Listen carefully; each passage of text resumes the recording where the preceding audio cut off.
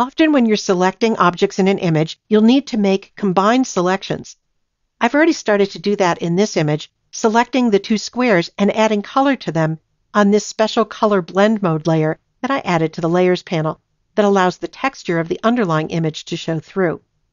Let's make some more combined selections. In the Tools panel, select the Rectangle tool. In the Options bar, notice that the first icon is selected by default, and if you leave that selected, when you make any selection and then you click somewhere else, the initial selection disappears. So instead, let's choose the second icon, the Add to Selection icon.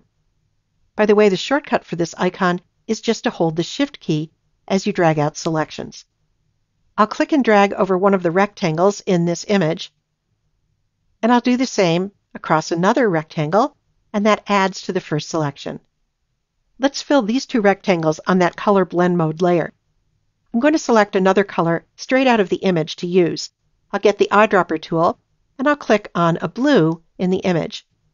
Now I could go up to the Edit menu and the Fill command there, but it's quicker to use the shortcut for filling with the foreground color, which is to press the Option plus Delete keys on a Mac or the Alt plus Backspace keys on Windows. And then I'll deselect by using the shortcut for deselect, which is Command D on the Mac or Control D on Windows. So that's how to add to a selection. Let's see how to subtract from a selection.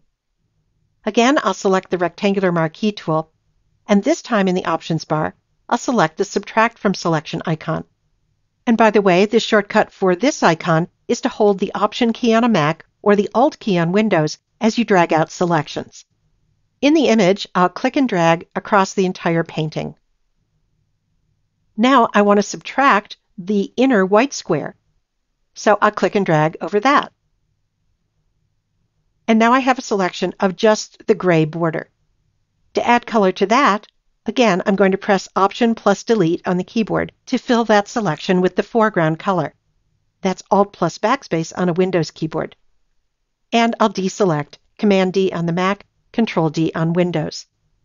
There's one more selection combining icon to look at, and that is the Intersect with Selection icon here in the Options bar.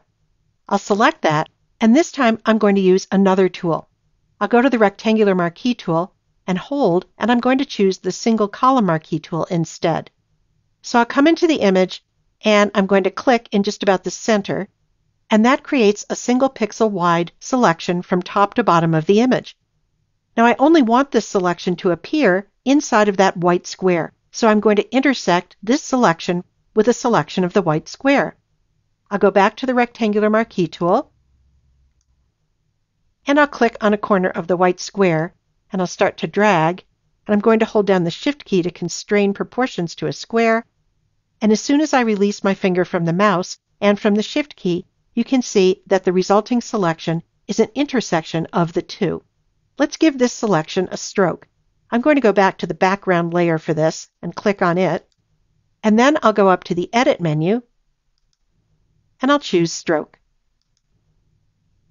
I'll set the width of the stroke to 3 pixels. I'll click the Color field, and then I'll move into the image, and I'm going to select that same blue color from the photo. And then I'll click OK in the color picker and OK in the Stroke dialog box, and that strokes the selection, and I can deselect by pressing Command D on the Mac or Control D on Windows. Now you don't have to use just one tool when you're combining selections. You can use multiple tools together. So those are some ways to combine selections to get just the selection that you need. The Quick Selection tool is one of the selection tools that you'll use the most. With the Quick Selection tool, you just brush over part of an image to select that area. It's most useful for quickly selecting content that has a well-defined, high-contrast edge, like the sky in this photo. Select the Quick Selection tool in the Tools panel, and then go up to the Options bar and make sure that Auto Enhance is checked. This option can help avoid jaggedy selection edges with the Quick Selection tool, so it's a good idea to turn it on. Notice that by default, the Quick Selection tool is set to the first option in the Options bar, which is Create a New Selection. And there's also an Add to Selection option and a Subtract from Selection option that we'll be exploring as we work. Now go into the image and start painting in the sky. And as you do, the Quick Selection tool expands the selection and stops where it finds an edge, which is basically a place where dark pixels meet light pixels, like here where the sky meets the mountain. Notice that when you release your finger from the mouse, the Combine option up here in the Options bar changes automatically to the Add to Selection option. So if you don't get the entire area on your first swipe, you can just paint some more to add to the initial selection without having to manually switch to the Add to option, as you do for other selection tools, like the Marquee and Lasso tools. Now sometimes the tool will paint over more than you want. In that case, hold down the Option key, that's the Alt key on Windows, and drag over areas that you want to remove from the selection. Now that we have a selection of the sky, let's use it to darken the sky without affecting the rest of the image. Go to the Layers panel and click the Create New Adjustment Layer icon and choose Levels. In the Properties panel, go to the middle slider and drag it just a little to the right to darken the midtones in the selected sky. And that will make the sky look a little darker blue overall. Now let's try making a more complex selection with the Quick Selection tool.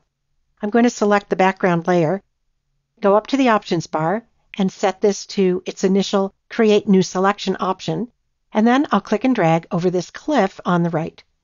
That's selected a little more than I would like, so I'm going to clean up the edge of the selection by holding down the Option key on the Mac or the Alt key on Windows, which changes my brush to the Subtract from Selection option. And then I'll click and drag over the areas that I don't want to include in this selection.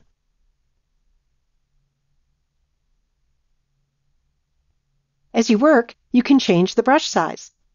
I want to make my brush smaller, so I'll press the left bracket key on my keyboard a few times. That's the key just to the right of the P key. Then I'll hold down the Option or Alt key again, and I'll remove some areas that I don't want to include in this selection.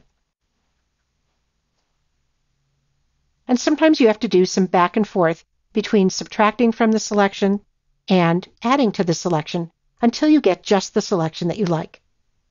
Now that we have a selection, let's add another Levels Adjustment layer to adjust just this area. I'll go to the bottom of the Layers panel, and again, I'll click the Add Adjustment Layer icon and choose Levels.